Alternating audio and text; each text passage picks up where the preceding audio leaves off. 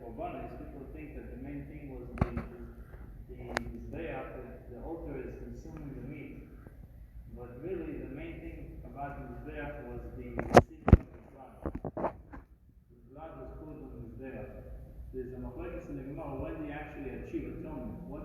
What step do you need to do in order for the atonement to take place? Bringing a korban, there's the 4 steps when you bring a korban to the kohen. One, it was shechted. Second part was the acceptance of the blood. You have to kabbalah, you have to receive the blood. The third part was to walk with the blood to the mizbeach. And the fourth part was the pulling of the blood. So at what stage you achieve atonement? For example, if you brought the sin offering, only when the kohen would pull the blood. Rabbi actually brings a machlokes between Rashi and Rambam. If you walk with the blood, Sorry. what happens if, let's say, you shepherd the animal right next to the mizbeach? So there's no walking, but it says you have to do the 4 steps. So according to Rashi, you don't have to walk. According to the Rambam, you still have to walk, maybe back and forth, whatever. They do some kind of walking in order to pull the blood on the mizbeach. So there's famous 2 commentators on the Talmud. We see them almost in every tractate, called the Rif and the Rosh. Rabbi Yitzchak Elfasi, Rabbi Osher, very famous commentators, but they didn't write on tractate Zvachim because this tractate they felt that it was not very applicable to. They wanted something very practical. And since there was no Beis HaMikdash yet, so they didn't write commentary on it. But on the other hand, Rabbi Saul Meir of Vadin, the Chofetz Chaim, which anticipated the coming of Mashiach whole life, he wrote a commentary on tractate Zvachim. So we have these 4 steps that have to be done in order for the offering to be done. But actually the end of tractate Zvachim speaks about the something called Bonus Yachid versus Bono Gedera. So there was a time that we didn't have the Beis HaMikdash, we didn't have a place to bring the korbanos, so people used to have a backyard mizbeach. It's called Bonus Yachid, individual Bono.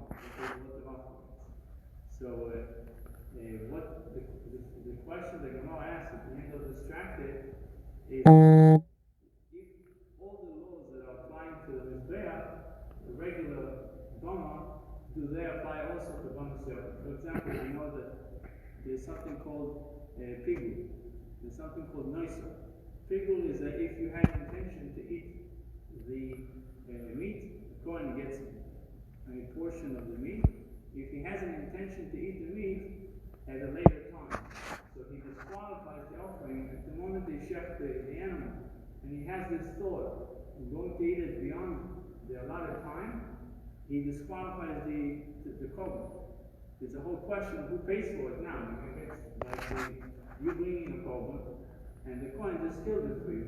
So the Rambam asking it was intentional, not intentional.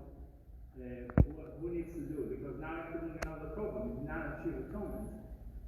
So the point is that if I brought a korban and I had this machshevet psul, it's called the thought of disqualifying thought, either beyond its time or outside of its place.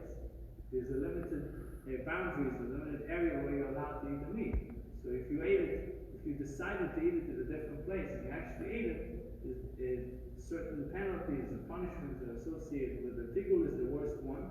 Someone had the intention and actually ate the meat, Zabel to Koros, ate the meat beyond its time. And the question that Gemara asks whether these 2 apply also to Bonus Yachid. If you have a backyard mizbeach, these apply also, these laws. And the main thing they said, they asked about Zman.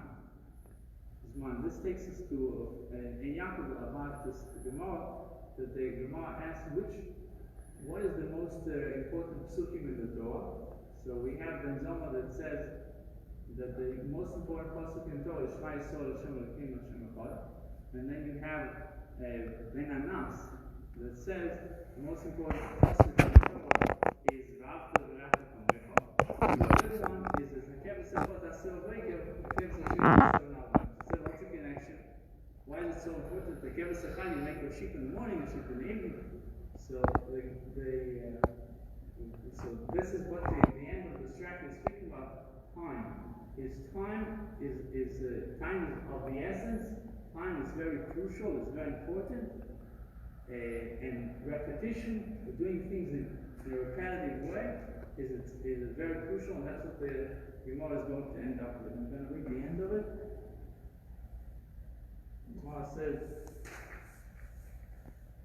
Rabbi is taught in Evaisa, Minan Lasos Zman B'Bom K'tan B'Bom. Where do we know to make the strictures, to make it very strict about time, at a minor B'Bom, just they do at a major one? So the Gemara brings a comparison. Amar Torah Lon is sort of Lon, something that stayed overnight, more than at the time it's supposed to be. He saw it, needs to be burnt. Pigul is saw it. Pigul, like I just said, if a guy planned to eat it beyond its time, he saw it, needs to be burnt. Ma pigul possible. Amar from possible. Just as pigul is disqualified when you have a bomb, so too if it stayed overnight, Zman, beyond its time. There are whatever alone is so I said that if something a common that stayed overnight needs to be burnt, but Yotze so anything that goes out of its boundary needs to be burnt. But in the case of individualized Mizbeach, there's no limitation of place. If you're allowed to have it in your backyard, you're allowed to move it to your friend's backyard. So you don't have that limitation. So Gemara wants to say that it's not similar. The Gemara brings an example about birds, because the interesting thing about birds is they can be offered with a blemish. Sheep, flock, and cattle cannot be offered with a blemish, but a bird, if it has a broken wing, it's still qualified to be used as an offering.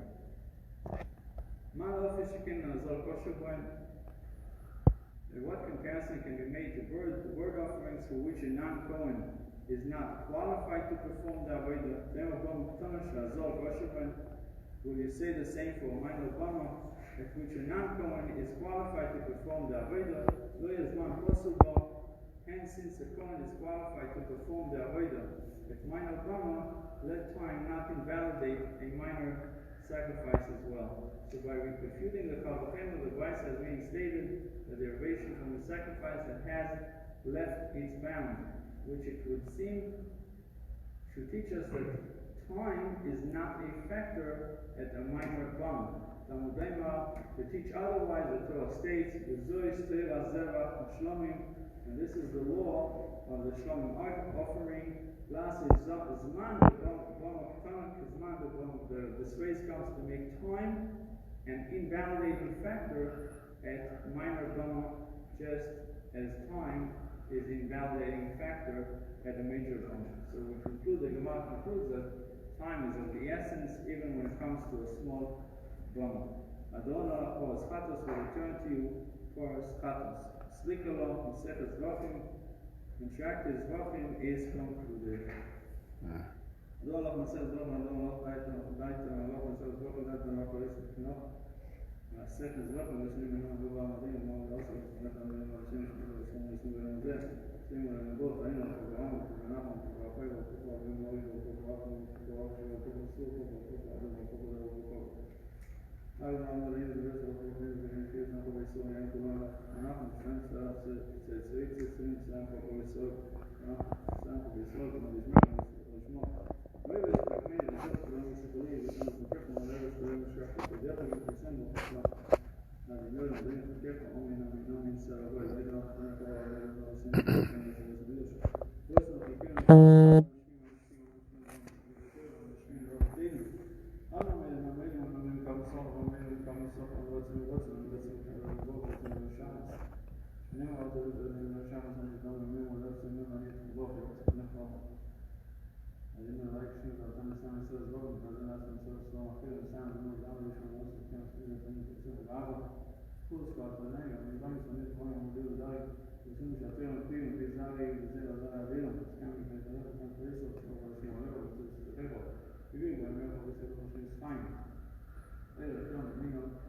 noi la lascia il Covid, noi da weekend, noi do quando sono.